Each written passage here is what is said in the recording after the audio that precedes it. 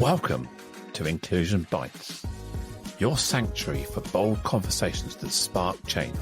I'm Joanne Lockwood, your guide on this journey of exploration into the heart of inclusion, belonging, and societal transformation. Ever wondered what it truly takes to create a world where everyone not only belongs, but thrives? You're not alone. Join me as we uncover the unseen, challenge the status quo, and share stories that resonate deep within. Ready to dive in? Whether you're sipping your morning coffee or winding down after a long day, let's connect, reflect, and inspire action together. Don't forget, you can be part of the conversation too. Reach out to joe.lockwood@seechangehappen.co.uk to share your insights or to join me on the show. So adjust your earbuds and settle in. It's time to ignite the spark of inclusion with Inclusion Bites. And today is episode 159 with the title, The Science of...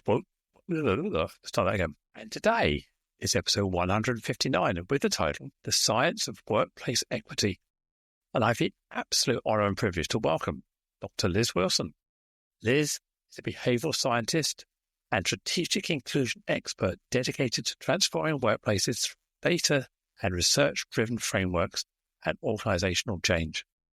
And when I asked Liz to describe her superpower, she said that it is turning personal adversity into a global mission for workplace equity and inclusion.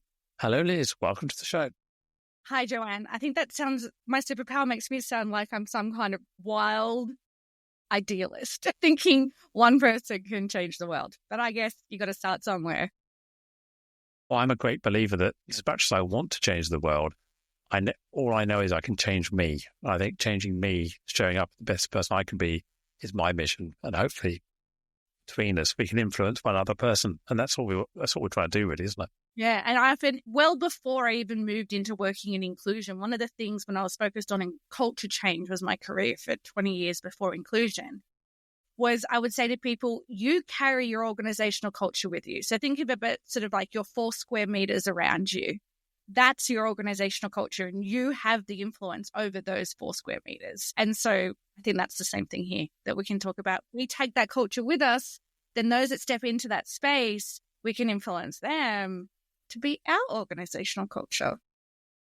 Oh, I love that. Because I remember when we were coming out of COVID, all those years ago, seems like a lifetime ago, COVID. Oh, yes. I remember organizations when they're trying to cram people back into the office, they're trying to crowbar them and they say, wow, the culture of the organization is this. We need you back in the office. We can give you our culture and we can buy you in.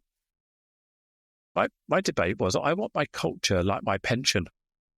I can take it with me from place to place to place. I don't need you to give me my culture. So I want you to absorb or recognize my own culture and allow me to develop my personal culture at home, my friends, my family, my community, and not expect me to drive 2 hours each way just to have a bit of your culture. And I'm looking up because I'm like drawing from like all of the experiences of organizations, because I've been a freelance consultant since I was 26. So I've not been a technical employee, but it means I've seen and been in a lot of different organizations. And for the most part, I could only name 2 or 3 of the dozens of organizations that would have cultural values that align with mine. So this values alignment thing, we go deep into values alignment or not, but in terms of we know how toxic some cultures can be, and those cultures aren't necessarily organizations like you're saying about coming to the office and we can give you our culture. Organizations are nice in theory or conceptually as having a whole culture, but we all know it comes down to the manager that we're working with, right? So it starts at the team culture level, and that can be created remotely. Anyway, there we go. Joanne, I didn't want to hijack. We can. No, that's good. I think let's go down there. I mean, you're so right. It does completely come down to your point of contact. Your supervisor, your manager, the team you're in. Because I'm a great fan of an author called Rutger Bregman. If you've ever come across him, he's 2 books. One is Utopia for Realists, and the other one is Humankind. And I subscribe to his belief system, but I think he really sings to me. And what it says is inherently people are good. We don't wake up to be bad people. So I also believe that organizations believe they're good. And as we both know, perspective is everything. Just because I believe I'm good doesn't mean so that you believe I'm good. So I think organizations do start off believing they're good, and somehow that message gets diluted or gets lost through people, because people, you can't predict them, can you? They're just people. When we look, I'm a cultural transformation expert, right? Like, it's what I do for a living. So it almost sounds like I'm talking contradictory to what I do and help organizations do. But hear me out on the theory on this one, because this is how it works in practice. So let's say you have organization A, and organization A is currently culturally this. Now, if you're listening and not watching, I'm doing like the inverted commas, funny ears in the air, because really culture is made up of behaviors and actions. Okay, so you can say your behaviors are X, Y, and Z, but it's what's demonstrated. What do we behaviorally do? And what are the actions and decisions that we make? So it's more about how do we change behaviors and actions? Because you know what?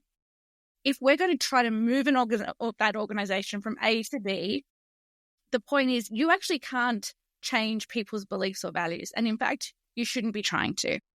That is in complete contrast to the desire to create diversity in an organization that enhances its ability to be creative and innovative and high performing.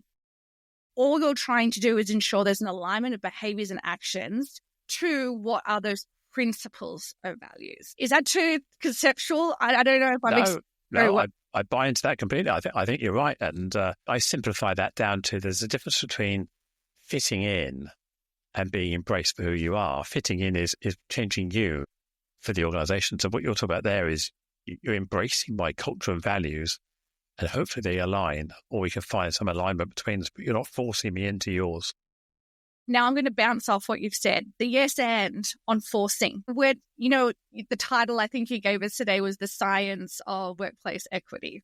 So here's a bit of the behavioral science bit behind it. Okay, so the doctor in me, so it's the PhD in behavioral science and in organizational culture. That's literally what my PhD was. So what hurts my feelings as a behavioral science person is that, you can't actually start with developing people's behaviors. I know, hang with me here. We actually have to create systems and architectures, which is the behavioral economics of things. We have to put the systems and processes in place that force loosely.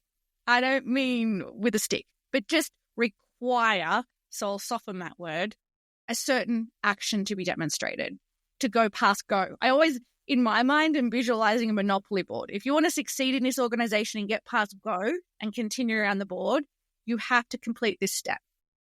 And so that step, whatever that is, if you are trying to create a more inclusive organization, for instance, since we're on an Inclusion Bites podcast, we put an inclusive step in that is required to continue on that pathway, whether that's in a process in a talent acquisition cycle or if it's in the business case and project cycle, whatever it is, that is the system. And then that means we don't have to change anyone's beliefs. It's just if you want to succeed in this organization, you need to do this action. And then the more times you do that action, it turns into a behavior. And the great stuff for me is, as a cultural transformation person, is the more things, the actions turns into behaviors, the accumulation of those behaviors then become your culture. And that's the science of workplace equity, by putting that button on the keyboard that requires you to go enter for inclusion. So you're rewarding. It's a bit like training a puppy. You reward good behavior. And that behavior is alignment with your corporate values. Is that what you're saying? Yeah. So if inclusion is part of your principles of your organization, there's pillars of success for your organization, you weave it into your ways of working across the organization. Like I said, whether it's, and it's not just talent acquisition, I want to be really clear on for people, is when we're transforming organizations to be inclusive, I do talent acquisition last, right? And that might hurt some people's feelings because that's where people tend to start, because it makes sense, right? We need to get more diverse people in the organization. But I wholeheartedly believe that if all you do is focus on getting more diverse people into the room, you're just giving them another experience to have another opportunity to have a shit experience. We have to get our ducks in a row first and create an inclusive environment, systems, processes, architectures, so that when we do then get to talent acquisition and they come in, then they can bloody stay and thrive, Joanne. I don't know if you're reading my mind or I'm reading yours, or whatever happened, but whenever I talk about building equity and inclusive pipelines, I always talk about starting with retention in mind. What we've got to do is, as you say, sort out our culture, clean the tank, making sure that the organisation is fit for purpose, because otherwise you bring people in, they go, oh, it's smelly in here, and you walk out the back door, and all your investment in the talent acquisition, the training, the onboarding, just goes straight out the window. And that's been the problem with, if you think about the immediate, in this point in time, pushback politically and socially on, and I'm going to use the acronym because that's what people are using, the DEI acronym, right? So it's become, woke was the bad word. Now we've got woke and DEI, which has become its own word. The people that are anti-DEI think that it's just affirmative action and the recruitment process, right? That's in their mind. They're pushing back on that. When in fact, if we're creating inclusive organizations across the whole organizational system, everyone's benefiting. And we can talk about the science bit that I've developed to help people understand that a bit more. And that's part of the problem. If we create an environment that everyone can thrive, that the barriers are removed for everyone, that everyone can fulfill their potential, we wouldn't be having this problem where people think it's about someone else and not me. Because in fact, we all have inclusion needs. Keep going. I love it. Yeah, keep going. Yeah. What a soapbox. If I go back to Don't Tell My Professor, it was about a year prior to graduating my PhD. And if anyone else listening has done a PhD, you get to a point, I did it part-time, so it was an 8-year slog. And that's me not swearing. But it's like you're stabbing yourself in the eye. You want to give up. It's a horrendous journey. And if yours wasn't horrendous, then I'm jealous. So basically, I went down a rabbit hole of researching about inclusion, because what had happened is I'd heard that statistic. The World Economic Forum released 208 years to gender pay equity. Now, I wasn't... Yeah. All right. So this is a while. I don't know. Maybe it was 8-10 years ago. I don't know. It hasn't got any better. It hasn't got... If you've read the latest one, it's still no better. Great. Anyway, so let's call it 10 years ago to be safe, because COVID stole our years and I don't know, everything's blurred now. But I heard the number and I'm like, so I work in organizational change and I get hired by organizations to take them from here to here, whatever that here to here is. And invariably dependent on that gap between current and future state, we're looking at 18 months, 3 to 5 years, right? So they're the 3 average time frames. And I'm like, but pay equity? Like from a change point of view, this is me naively, not knowing anything about DEI, right? Well, I could do the data analysis within 48 hours and then, within a week, I could pretty much make sure all of the pays are rectified and then give me a few months to change processes and procedures across that whole system to ensure it doesn't flex back. I don't know. Then we've got to work on behaviors to make sure people actually put that into place. So maybe 18 months. Because I'll tell you, no organization is going to pay me for 208 years to fix pay equity. Figured if I knew how I could do that, like I knew it was just I know exactly in my head how I would do that. I need to look into how the world's doing diversity, equity, and inclusion. And literally that is what sparked my research into going into why aren't we getting the change we want? Why is it what's being done isn't working? That was my naive mind going into it. And that's how I started my research in inclusion. So breaks it down. Why isn't it working? Yeah, that's what I want to know. Isn't that the fundamental challenge with the anti-woke DEI pushback? Because it hasn't seen the rewards it was promising because people aren't tackling it the right way. So what's the headlines? Why isn't it working? It's multi-layered. Which one will I start with? Let's go with just purely because you were saying this immediate pushback at the moment. From a behavioural science point of view, when we do change, whatever that change is in an organization, if I came into the organization and said, Joanne, everything you've been doing up until today was wrong, I'll try to do that in a different tone. But everything you've been done, you should feel bloody guilty for it because it's shit. You've been doing it wrong your whole life. So from today onwards, you're going to do it my way. And do you know what? that person or group of people or organizational teams would do. For those not watching, they'd stick their fingers up at you, right? It is like the behavioral science of it is, no, I'm going to push back. That will not affect change. So that could be anything from the software you've been using to inclusive ways of thinking and working, right? So we can't come at you with an activist approach, number one. So the change management approach hasn't been correct. Now, what I will say and acknowledge for those that are working in the space particularly is that I understand, to look at me, I walk into a room with a visual privilege of presenting as white in the United States. So let's park that. But the thing is, we need to be able to see ourselves in the inclusion solution. So when someone comes into the room, my contemporary, my peer that's also working on inclusive change, and they've lived their life without the same privilege that I have as I walk into a room, there's frustration, the barriers they've fought. Like, invariably, I understand why they are coming at it with an activist approach. So please don't feel like I'm dismissing your emotion and lived experience. But unfortunately, we have to park aside our emotion and approach it with a more understanding the science behind the neuroscience as to how it can affect the change. Does that making sense, Joanne? I hope I'm explaining it okay. It does. I've got my own metaphor, which I have you share in a minute. You carry on going. That's layer number one.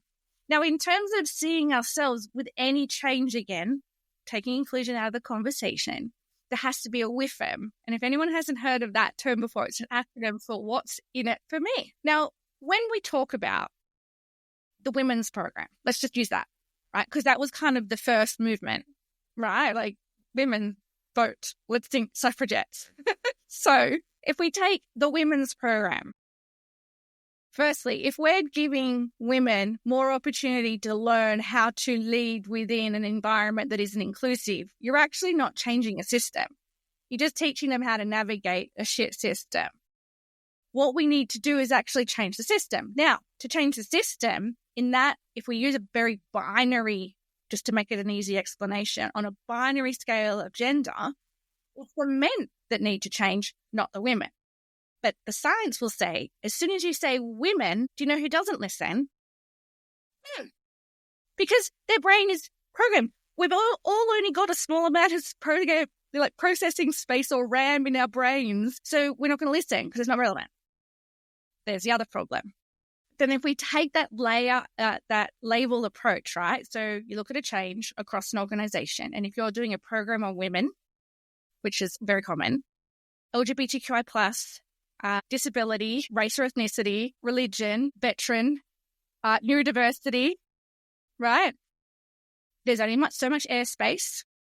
You end up overwhelming people with the communications, and ultimately you're trying to achieve the same thing. You're all trying to create inclusion. So then the next layer, Joanne, and I feel like you're nodding because inside we're doing this confirmation bias of what you already know. But it's also then we are all more than one label. So if you're doing a women's program, sure, and I'll just use myself as an example because that's the safest place to be. I know myself better than anyone. If you do a women's program, great.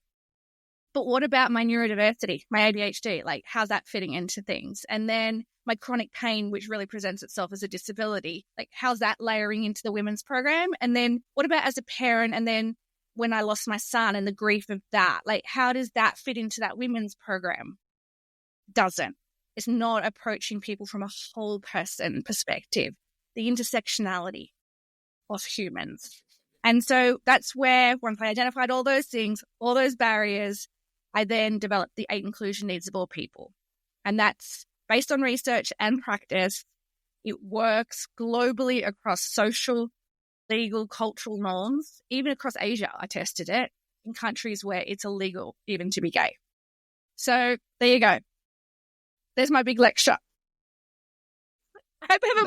I'm just nodding in agreement. You're singing the same tune, the same hymn sheet. So, yeah, it's. Let me show you my metaphor, and it doesn't work in the US. Unfortunately, it's more of an English British thing, because the way I look at it is, I treat the people of privilege as a stereotype, as a group, as people in their castle. So we're talking about the the knights of the Round Table, the people in their castle. In ancient England, they were living in their castle. Outside the castle, you had the peasants from various different backgrounds, and the peasants were revolting because peasants are always revolting. They're not happy with things. They want something different. But the people in the castle are going, it's fine in here. We've got enough fire, pigs and sheep. We're going to keep on living here. We don't need those peasants. If the peasants start getting a bit feisty, they just start shooting them or doing what they're going to do. They don't need the peasants. They're fine in their castle. Then one day the peasants had enough. So they all stormed the castle. They've got their ladders. They've got their pitchforks. They're coming at the castle.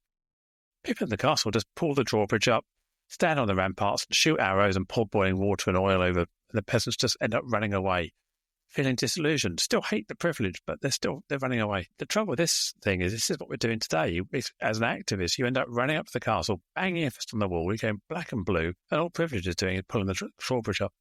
So that what we've got to do in the first thing you were saying is, how do we lower that drawbridge? How do we get conversations? How do we have the centrist conversations where what's in it for me? We disarm, people approach with an open mind where they say, actually, if I involve the peasants in my conversations, I'm going to get better food. I'm going to get better service. All the things I don't have enough resource for. I've got more people to help me now. Yeah. And I love the analogy. I'm very visual. So I had the whole visuals going with the bows and arrows with fire on the end of it. I had the whole story going inside my head then. But that's what's happening in the world, isn't it? The privileged shore themselves up in their castle and they're scared to let people in because they're worried about what's going to happen to them. They think, well, hang on a minute. If I let you have some of what I've got, I won't have any left. The zero-sum game that we keep talking about. So if that brings two things to mind for me, where you were talking about that castle analogy, I'm sure, I don't know. I'm filtering in my mind. I'm like, no, just say it as you see it, Liz. So I was in the shower the other day, and I know that might sound like too much information, but I don't know about anyone else. My brain, I think, has a way of, you plant a seed, and then for a week or two, it does some kind of processing when I don't know when it's doing it, and then I'll be in the shower in the morning and boom, I'll have an answer or a solution to something. But this was me one morning over the past 2 weeks since the change in administration in the United States. And it's been really rough for lots of reasons. But I was in the shower imagining if I was being interviewed by Fox News, right? So I have really thin skin, right? I'm not good with conflict. It is one of my weaknesses. So I was imagining what would happen if I was interviewed. Like, how would I approach it, knowing it would be coming at me with a conflict approach? Anyway, I won't take you down the dialogue that I had in my head. However, what did come to mind is that really what I'm able to leverage is I look like them. That this analogy where we're talking about castles, I imagine myself like I'm a sheep in wolf's clothing instead of a wolf in sheep's clothing, right? And then me giggling to myself in the shower, oh, I'm a sheep in fox clothing. But I think that is a privilege that I bring into a room that I'm quite disarming for those that perhaps don't believe in inclusion or the DEI acronym. So that in itself is something that I'm able to leverage. And then once that's disarmed, I create safety around, well, they look at me and think I'm one of them. And then when I start to disclose my identities, they're like, so inclusion and diversity is about more than race or a color of a skin. Okay, so now we're just lowering that and they see, oh, I've got chronic pain too. Or like I had a learning difficulty at school and, you start to get to that point and then I go, right, let's look at these 8 inclusion needs of all people. And when I take them through them, anyone can Google them. And I don't want to do a big lecture on it because I could talk about it underwater for 8 hours. But these 8 inclusion needs, everyone can see themselves in them. And when they realize they need every single one of them for them to have them, then everyone else can have them too. Pretty simple, really. You think so, wouldn't you? You think so. But that's the problem with, we're not translating the mission into language that people understand. And I think you talked about the activist model and I talked about the peasants revolting against the castle. We need a different strategy. And it frustrates me sometimes because I've realised over the last 10 years, I suppose, you can't change people with ingrained views and opinions that aren't willing to be open-minded. So the only place you can engage is slightly left or right of centre, you can maybe influence people who are just off kilter. And then once you've got them, you can then use that as a foothold to influence the next group, and then the next group, and then the next group. You can't go straight into the far right or the far left or whatever analogy you want to use. So we've got to try and work in the centre. But I often get accused of selling out because the centre ground can't make change, and it's too liberal. We should be standing up against fascism, standing up against Marxism, I think, well, hang on a minute, because that sounds like pitchforks and burning bushes and things. Kind of it's trying to find that influence, isn't it? I say, you can't put me at 50 years old into a room for 1 hour and train my beliefs out of me. It's never going to happen. So if we think a training course is going to change someone's beliefs, and in fact, you shouldn't be trying to change people's beliefs. You just shouldn't, right? So, but if we lay over some education and understanding, find the what's in it for me for inclusion, if they want it for themselves, they're going to give it, well, they by default have to give it to others under this framework. We put systems and architectures in place. And it comes to mind, which might be worth sharing in case anyone hasn't heard of the behavioural economics study that was basically about buffets, the all-you-can-eat style. And it was a controlled study of a conference group over 2 days. And on the first day, they put all the unhealthy food first and then all of the salads and healthy stuff second. And people filled their plates with all the unhealthy stuff first. And when they got to the end, a little bit of green stuff on the side. Then the next day, they flipped the order of the food and they put all the healthy stuff first and then the unhealthy stuff. I'm not good at remembering exact statistics, one of my other weaknesses, but the calorie consumption change just from that economics or that systems and architectures change was astronomical. Okay? You can Google it, go find the paper. Then that's what we're talking about here. We need to put systems in place that create inclusive action. Even if you don't realize you're doing it, you just do it because that's part of the process. We've got to make it the easiest option, not the add-on or afterthought. So that's what I do with my clients.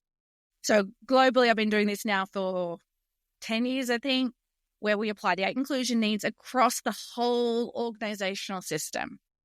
And what I omitted to say before, Joanne, I wanted to make it really clear when I mentioned the inclusion needs of all people framework, I've made that complete open access. So that wouldn't be inclusive otherwise. You can Google it, find the actual papers, or Google it and you'll find some explainer videos that I've got there. You can take that framework and use it and apply it in your work in creating inclusion at a team level, at a systems level, for customers. I mean, it works across government decision-making in law and in education. Like, it's completely applicable across everything. I'll put the links in the show notes. So thank you. Yeah, well, I'll have a dive into that later myself. So there you go. I don't know. Did I go off on a tangent? I can't remember now. Yeah, I followed you, and I can't remember what the start line was. So, Liz, your accent, we were chatting agreement before we went live. You're in the States. Is it Denver, Colorado right now? Yeah, correct. Yes. So Grand yes. Canyon, sort of. So Rocky Mountains, so you hear of Vail and Breckenridge and Aspen, they're kind of like an hour or 2 hours away. I'm pointing with my arm because that's literally out my window in that direction. Yeah. And so, we moved here 3 years ago, and really it was for my work and the purpose. When we started off by saying at the beginning, through adversity, which we haven't really tapped into just yet, but through adversity on a mission to create a world where everyone can thrive. And my original research and practice was based on Kimberly Crenshaw's research on intersectionality. I felt from little old Australia, while I was working right across the Asia-Pacific region, a lot of the times I was working with organizations that had headquartered organizations in the United States. And I figured if I'm going to make a bigger impact, I've got to move here. And so that's why I'm here. Yeah. It's an change.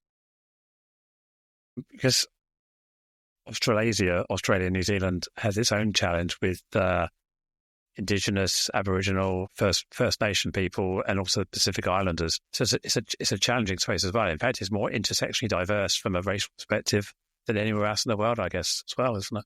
Look, New Zealand, if we would use case studies on inclusion for Indigenous populations, New Zealand have nailed that one. They're doing a great job of including and respecting their Indigenous population. You know, Australia is on its path.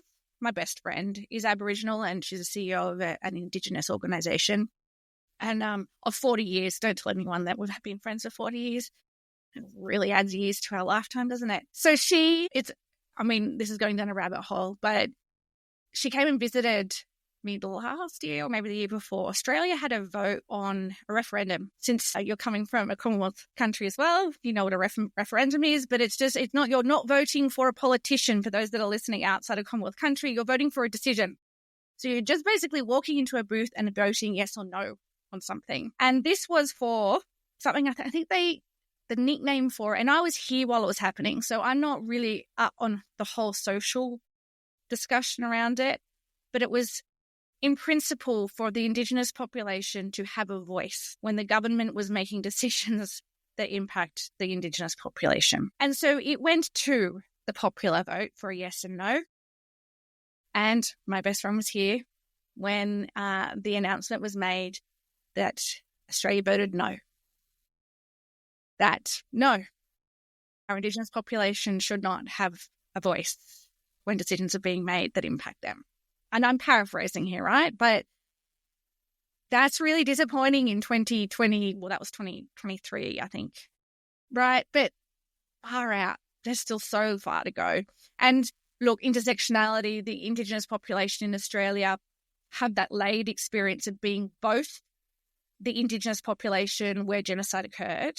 So if we compare them to the United States, that would be similar to the Indigenous populations here. However, they're also laid with the Black identity, of which the Black or African Americans experience here too. So they have an extra layer. Joanne, you know that I could talk about all of these topics forever. But across what I found most interesting though, and I will say when I was developing the 8 inclusion needs, presenting it into the Indigenous population, into Aboriginal Australians, I was super nervous. I was like, if this doesn't work with them, this isn't going to work globally. And so I, went with trepidation.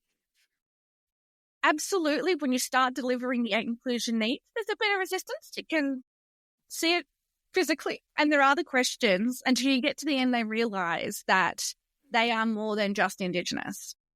And once they realise there's more to that, they go, yes, we can use this to shape policy. So then when you start then working your way up through Asia and other countries where really we're talking about it's illegal to be people. Like you can't even legally be yourself. And it becomes, you can't actually talk about creating an inclusive environment by using the words. So you can't say gay or let's just use that to see I could use LGBTQI plus or any of those terms or queer. You can't use those terms because it's illegal to be that. So when we're able then to use the 8 inclusion needs, we are talking about whole people and that whole inclusion needs rather than diving into one specific label as well. So yeah, it's an interesting space.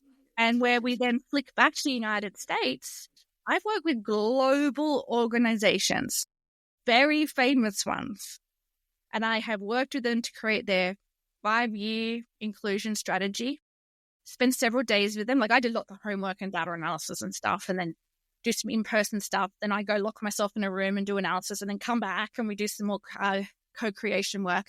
And I have got to the end of multi-days working with chief diversity officers, their strategy teams, their C-suites. We've developed it. They've been part of it. And I literally walked out of the room on this particular client and a very senior person in that room said, so it can't just be about race. 5 days of working with them in person. And I've been doing work with them for a long time. And that's the barrier that I'm facing here in the United States, is that in a lot of people's minds, inclusion is only about the color of your skin. So very interesting. Or your queerness, if you look at what's going on at the moment, it's colour of your skin and queerness. It seems to be the big pushback at the moment. It's people aren't focusing yet on neurodiversity or disability. That's kind of the acceptable side of inclusion, isn't it? It's the racial and sexuality. Yeah, the politicization of it where we've got, because in my experience in Australia, actually in the rest of the world, human rights isn't politicized. Here, that was actually one of the biggest culture shocks for me. Really a big jarring how human rights is politicized. And there is this, I would say they've taken race and trans. So not even LGBTQI+, right? Like the politicization of it is the far right taking one identity out of that community and Black. And then, I don't know, the Black bit is about fighting the inequity of affirmative action, which obviously impacts women as well. And then the trans bit is obviously attacking people's healthcare needs. Like it's just, and then the fear-mongering. Anyway, I'm sorry, Joanne. Now I start to get, my ADHD brain starts to go off in all tangents and getting all emotional about how horrid the last couple of weeks have been for my friends who are trans. I'm sorry, I'll lose my track of thought. Yeah. No, you're not the first guest I've had on the show. Some just before I was with an American lady on the day of the election, and she was running a training course, and by the end of the day, she had her head in her hands, and she was going, "Oh, the worst day of my life," sort of thing. And it was, and I've interviewed other people since, and it's one of these. We had a referendum. I don't know if you've heard of this about Brexit. Leaving the European Union back in, I think, 2016 or whatever it was, it just highlights the idea of groupthink and affinity and those sort of things. Because if you're on one side of the fence, you've actually got no idea how people on the other side of the fence can even believe what they're hearing. Probably the same with your story about the Indigenous vote in Australia. How can anybody not think this is a good idea? And then the vote goes against you. You think, well, clearly the majority of the population do think it's a bad idea. So how did I miss that? That's part of the problem I've had is, whatever happens in the US, I have to look at myself and say, well, 73 odd million people voted for that person and they got more votes. So who's wrong? Is it me? Should I question myself? So it's been, as of recording today, so clearly we'll go live with this at a different time, but it's been 2 weeks and 1 day since the new administration came in. So let's just put this in a time context. In week 1, immediately following, I had 3 federal contracts cancel their work with me. Obviously, I won't name them, but one of them in particular, when they scheduled the call, I just saw the Zoom meetings going, right? They had my Calendly, and I saw the Zoom meetings go in, and I knew what they were going to be. Why else are they scheduling meetings that week? And it was the Friday, and I get on the call with them, and there's 2 of them, and they're not diversity, equity, or inclusion practitioners. They are people that lead businesses or government departments. One of them was actually hearing up as she was telling me that we have to stop the work. We have to cancel it. And I found myself consoling them. But to the point, I was only due to deliver the work 2 weeks later, right? So it would have been this week that I would have been delivering the work. And they said, we don't even know how we're going to be able to pay you for the work that you've done so far because we don't know if we'll be able to get that invoice paid, right? So that was crushing around me on that Friday. That following weekend was my son's anniversary of his death, 2 years after his death. So I have that compounding as well, right? So your resilience is lowered already. I've got all of that. Then last week, 2 of my smaller organizations, but still in the US, small organizations have thousands of employees, have postponed their inclusion work just because they just want to need to find their feet and where they sit with everything. And I'm like, this ripple effect isn't just, the stopping in federal departments, small businesses. So in my example, might not get paid for work that they've done. And this is just on the DEI stuff, right? These 2 weeks, I've had such a significant flight response. And I really do mean that. There's this fight or flight. No, I was Googling, because we have a dog. And my husband's English, just for listeners. How do I move my dog to the UK with us? we've decided we will get on the Queen Mary because he can come with us on the Queen Mary and we can ship everything else, right? So I already know how we'll do it. But then on self-reflection, I have had a bit of a pity party for myself, not because it's bad for me. I mean, it's because of my mission for global change, right? And then I realized I have this privilege of not having an employer. I don't have a brand I have to toe the party line for. So I have decided to make a little bit more controversial noise. I mean, I already told you that I have a thin skin, so I haven't gone really bold, but I have been a little more honest about some of the issues that we're facing. So anyway, I'm sharing those on my LinkedIn, and if anyone wants to go see those, feel free to. But Joanne, I want to share one observation about the far right. And when I started the vlog, the trolls, they came out from everywhere, right? And the trolls will either go publicly on your comments or straight into your message box. Now, I figure if you're brave enough to put your comments publicly on my post, then we should have a public conversation about it. So I went to the trouble of looking up who their employer was on their profile, and then I went to see if their organisation had the values of inclusion and had it plastered on their website, so that I would come back to the message that they'd left and go, so I'm curious, really just out of curiosity, I can see your organisation says this about diversity and inclusion on their website. How does it work for you working in an organisation when your values don't align with your organisation? And of course, I tagged their organisation as well. No trolls have commented on a single post since. So maybe I achieved something. They're still dropping into my inbox, though, unfortunately.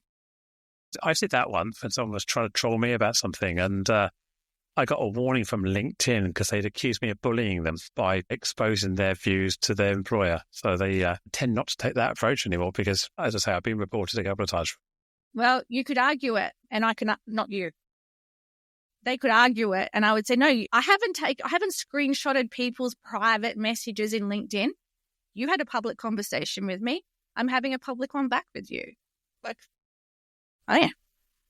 So they don't like being called out, is what you're saying. People want to hide with anonymity or believe the conversation they're having. They're blinkered. They don't see what they're doing. And I see that a lot. And as a transgender woman, I get a lot of hate mail, hate comments by YouTube as a badge of honor sometimes, what people comment on. Joanne, the YouTube thing, because I've been putting these same vlogs on YouTube. So my podcast for the last 2 years has been on YouTube. And I want to come back to that for a second, where you're saying there. And people are much braver on YouTube because it's way more anonymous on their hatred comments. You don't really know who they are. But out of all my seasons, all the episodes across my seasons, I think there's like 50 or so episodes. And all I do is interview people that are different to me, so I can learn how to better meet their inclusion needs.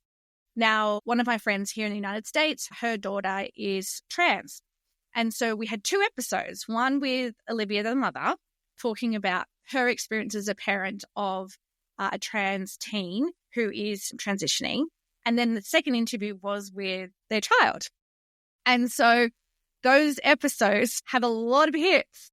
And it's really interesting. There's a lot of hate on it, but I had to on the teens episode. So I feel it's okay. I think I'll leave it because Olivia, the parent, is a grown-up. And so whatever commentary is made there, we can deal with. But I had to delete and block comments on the trans teens episode because the comments were horrid. So I'm sorry, Joanne, for the population that are assholes at anything that they write on your content. I think we said earlier, either on air or before, that all engagement is boosts engagement. So I think I do a lot of these Fox News type interviews, but they're on a channel in the UK called GB News. And one of their shorts of me went, as far as I'm concerned, viral by my standards at 1.6 million views and 50,000 comments and reactions and loads of shares. So I just thought, well, I looked at the maths and thought, hang on a minute, it's 1.5 million views or 1.6 million views. It's got something like, I don't know, 4,000 or 5,000 comments, and all the comments are toxic. But it's got something like 40 or 50,000 likes. So I'm assuming that most people who like it were in favour, and the people who commented, the ratio of likes to comments was actually the other way around. So I very rarely delete comments. I leave them for educational purposes. I agree. Because as soon as people say, oh, no, there's no real problem, it means they actually don't know the truth. I think that's a good point. But what I was going to say is one of the giggles I have to myself, it's just an internal giggle that we'll share outside with everybody else right now, is that these anti-trans people, the more they comment on trans content, the algorithm provides them with more trans content. So I'm like, I giggle because I'm like, you're doing it to yourself. You're being anti-trans, but you're getting more trans content because you're commenting on trans content. I think it's brilliant. Algorithms have a lot of things wrong with them, but that one on social media, I think, is fabulous. Yeah, and we just need to educate people. Just jog on by, scroll on. You don't need to stop and get angry. So Well, that's what you want to do, right? I mean, a lot of them are bots and trolls and things like this that are not real people, or they're just automation. So it's hard to tell what because the same comments are echoed again and again and again, and it's either they're so ingrained in their ideology and thinking that they've got this playbook that's how they want to comment, or they are, as I say, bots or trolls that are automated. As I say, I don't. If people are LinkedIn users and you can follow a bit of a trail that when you see someone post a hate comment and you go onto their profile and you see their most recent activity, you just see a whole consistency of hate. So that's all they do. They just go on there and post the rhetoric that, is hurtful and not helpful. Yeah, I don't know if I should be puzzled or whatever it is. I don't get much hate on LinkedIn. I don't know what it is. Right. I suppose I approach LinkedIn with a very inclusion and balanced sort of perspective. I don't go for the activist stance. I go for the I speak from the I, as you said earlier. If I speak from my message, I can always speak my own truth. So I don't tend to post things that are kind of worthy of hate, or if they are, people don't want to be called out on it because I've got 27,500 followers. Is enough to most of these people you're talking about have got 500 or 600 or less than 1,000 followers. Their amplification is they'll be exposed a lot wider. They're no longer speaking in the dark, if you like.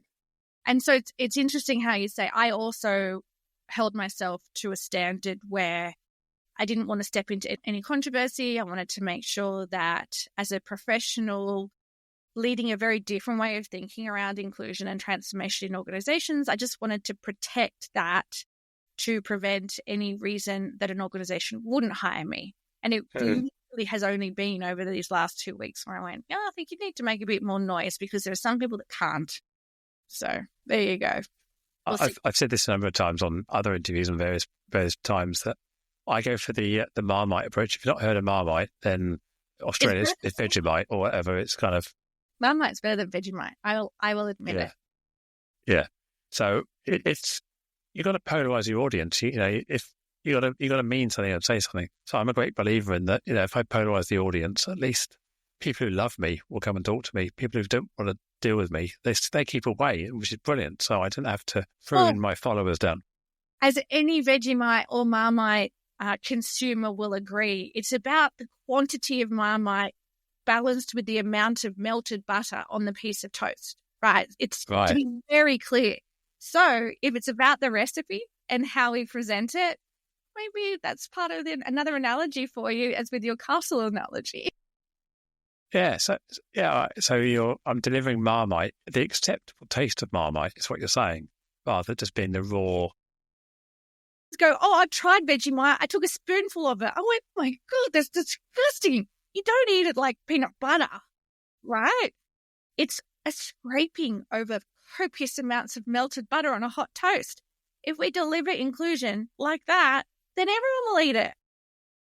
Yeah, and I'm not a big Marmite fan, but I do eat something called Twiglets. I don't know if you have Twiglets, but they're basically little Christmas snacks that are coated in Marmite. So Twiglets, I could just keep eating these. As you say, it's how it's delivered. It's delivered in a package that is thin and tangy, not capturing your entire mouth. Yeah, so I can do it. You in the face. Yeah. So there we go. We've just come up with a new analogy on how we deliver culture change on inclusion. So you have to spread it thinly enough so people still get the taste of the butter and the bread without overpowering them with the full Vegemite Marmite experience of what we're saying. Yeah, their throats on a teaspoon. Yeah, force feed it like like some sort of childhood medicine that we get used to with our parents. That's So hilarious. Liz, you were saying earlier that you've had a few traumas in your life, and something you put in the show notes was how you got expelled in your 8th grade. Do you want Yeah, to sure. expand on when you were a bad girl? No, Joanne. So I went to a little tiny Catholic primary school, K to 6. I didn't realize it, but I was a smart kid. I didn't know that. And I did some exams and got into what we call selective schools here in Australia. And so there's 3 of them in Sydney. They're girls' schools. They're public schools, though, as in Australian. You call public schools a different thing over in the UK. But anyway, they're the ones that don't cost any money to go to. Okay? So Date school. A date school. there we go. So right, so it's just all girls, selective. So everyone had to pass exams to get in. And turns out I didn't feel very smart at all there. The culture wasn't great for me at all. And as soon as teachers were telling me I was bad at things, I believed them. So I'm very heavily influenced by my external environment. Tell me I'm shit at something, I'll believe you. I'm not one of those, I'll prove you wrong. Wish I was. And so the layer over that, in the 1980s, girls didn't have ADHD. There was no such thing. Only boys did, because it was presented in a certain way, swinging on chairs and throwing shit in classrooms. That wasn't me. Like I wanted people to like me. So I didn't present the way someone with ADD or ADHD would have. I got diagnosed in my 40s. It makes a whole heap of sense why I rebelled in the classroom. Okay. I was disruptive, chatty, and then the way they taught was auditory, and I'm not an auditory learner. Like there's a whole heap of compounding effects. What I got expelled for, should we tell people, Joanne? Well, just between you and me, forget to anyone listening, just go for it. No, I actually literally got expelled for something I didn't do. And people go, oh yeah, sure thing. No, true story. 3:12 train, right? Every afternoon, the bell would go at 3. If you ran really quickly to the station, you could get on the 3:12 train. Me and 5 of my friends bolted to the station to get the 3:12 train. We're on platform 2. It's now, seems like it's late. You hear the announcement over the overhead speaker, really unclearly, but the 3:12 has been cancelled. The 3:18 will be coming in on platform 4 next. 4 of my friends decided to jump down Mission Impossible style, run across the tracks up onto platform 4. And I'm like, excuse my language, fuck that. So I've walked around, because I don't have a death wish. So I walk around. These girls were getting in trouble from our school captain and their names were getting taken down. And I'm like, well, for the first time ever, it's not me getting in trouble. So I'm safe here. 2 days later, I get called into the principal's office. Now, when you're naughty, as I was regularly in the vice principal's office because he's the person that does the discipline. Going to the principal's office you knew it was next level. And when I went into that room, my mum was in there, and now I'm like, yeah, this is really bad. And I'm like, I don't even know what I've done at this point. It turns out that those girls completely colluded, threw me under the bus all the train, in that analogy, and said, I told them to do it. I'm like, tell them to do it. Why would I tell people to do something I wouldn't do myself? But because of who I had been and the behaviours that I had demonstrated prior, I had been put in a box and they didn't believe me. And so I was expelled. So that's the expulsion story. But if we translate that across to, sure, how does someone that got expelled when they're 13 years old who was failing everything? Because I'd given up. Once I was behind on stuff, I just went, I'm not going to bother. Then my mum found a new school for me to go to. And I swear to you, Joanne, it was on the first day, you're so nervous. You're in front of, this was a big school. So each grade had about 200 kids in it. So it's the beginning of grade 9, standing there at the front of the whole year. And the year coordinator or whomever it was said, okay, we have a new student joining us this year, Elizabeth. She comes from this school. So we expect great things from her because everyone knows it's a selective school. And I swear to you, I'm looking over my shoulder. Is there another Elizabeth? Because no one expects great things from me. Well, at least they haven't for the last 2 years. And literally my life changed. Within weeks, I had teachers giving me great feedback and telling me I was doing a great job. And then you know what happened? I got better and better and better and better. until I was a great student. I covertly might have been a little bit rebellious, but nothing too bad after that. Your imposter syndrome is reinforced by people telling you're not good. So you don't, as you say, you don't fight back. You just go, oh no, I can't. I'm rubbish. It's just like a death spiral from. And I've learned of over the last 10 years through this ADHD diagnosis is that's part of that when you get criticism that you're hypersensitive to it. So you just don't have the normal resilience that someone else would have to criticism.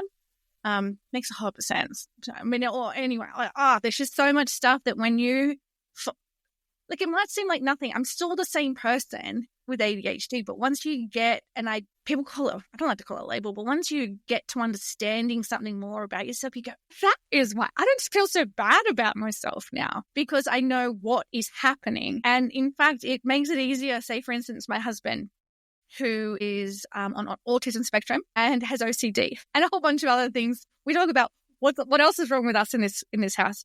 But because we're so different, but he understands why this is happening for me now, it makes it so much easier because he used to think I would do things out of spite. Like, I'll give you a really good example. Let's say he emptied all the little small bins in the rooms on bin day, rubbish collection day. And then he would leave the empty one, this in my office, at the door for me to put back in under my desk. And then I'd be back at my computer working and the bin would still be at the door. He goes, he thought I was doing it to spite him. I went, no, I didn't see it. He goes, you had to step over it. I go, didn't see it. My task was to get to my computer and work. And now he knows it's not me going, you didn't put my bin under my desk. It was me I just didn't see it. So anyway, that's a bit about that part of my identity, which is also a superpower because I can sit at my desk for 8 hours straight and forget to eat and go to the toilet. So there is some great benefits to it as well. I love that. I suspect that I have some tendencies and I've never bothered exploring it because by the time I realised it, I was invested in my transgender identity. I didn't need another diagnosis for anything else. So I just mixed the whole thing up and I find I kind of understand myself now that a lot of the examples you give, I also would resonate with and hyper-focus, get stuck into things. And also I'm a person, I'm either 100% in or 100% out. If I'm not interested, if I get behind, can't be, I've done it, I've had it, I'm out. It's like if I used to play darts and pool. And once I just realised I wasn't in the mood, I just wasn't interested in playing. You know, I didn't care about winning. I didn't care about losing. I just didn't want to play anymore. As soon as I get another bored, day, I'm out. I get bored very easily. Yeah. So yes, I hear you. And in fact, one of the things, so two things come to mind when you share that with me is that, you know, when you will go somewhere new and they'll go, what's your name? And what's your hobby? And my whole life, I didn't have something to share as a hobby. So I didn't have one. Right? Like, I do things, but it's because I like to do all different things because I get bored with one thing. And I only realized that that's why I never had a hobby of late was because I just like to do new things all the time. So that's the getting bored or, you know, to always doing something new. But when we're talking about diagnoses of something it's not something that you've only just got. And people keep saying in the news or in the media or social media is that, all these women in their 40s are suddenly coming out and saying they've got ADHD. It's like this wave of like popularity. No, it's just because all the research was based on boys and diagnosis was focused on a certain set of behaviours. And then only of late has that research changed to include another gender. So that's why that's happening. But why it became so valuable to me is in my 30s, my anxiety had got out of control. So to a point that it wasn't just manifesting in its panic attacks, it actually was affecting me physically, physiologically. I was losing my hair. I had heart palpitations, and it affected my cycles. I was seeing so many different specialists and doctors until someone, a GP, a general practitioner, for those listening, so primary care doctor, for those in the US, translating, said to me, I think maybe we should try some antidepressants. I said, depressed? He goes, nothing. Let's just see. Trust me. And I just went on And he gave me what I've researched now is the lightest dose of sertraline on the planet. And after 2 weeks of taking it, my brain, so forget about all the other stuff that was wrong with me physically, my brain, I went, is this what normal people feel like? Like I just went, it just took these layers off the top of my brain. And now in my 40s, I've done the research. Sertraline is a treatment for people with ADHD. It's one of the options. And so suddenly we weren't just treating all of those other things, and it wasn't depression or anxiety. That was a symptom of my ADHD that had taken over control of my life. So that's why diagnosis just helped a lot. Yeah, I get it. I found that what cured my head of spinning around out of control was estrogen. Once I started functioning on estrogen, all of my brain confusion sort of settled down. And I still have some of the other issues, but it's all manageable. But yeah, estrogen was the cure for me. Hormones are so important, and particularly if we soapbox for a little bit, X-generation women entering into their later perimenopause years now, and menopause. We were raised when the research was out there that says HRT, or hormone replacement therapy, was bad because it caused all these cancers. Well, in fact, that was a paper that got published that wasn't accurate. So putting it off is not the right thing to do. We need HRT, and that's not necessarily, it could be just hormones on estrogen and or progesterone, but we shouldn't avoid testosterone either. We need to make sure covering. You have to have a trace of that as well. Yeah, for sure. Anyway, that's off topic. Yes. We could start this podcast again and do a whole thing on ADHD and hormones and things. So yeah, we've both got probably a lived experience PhD in those.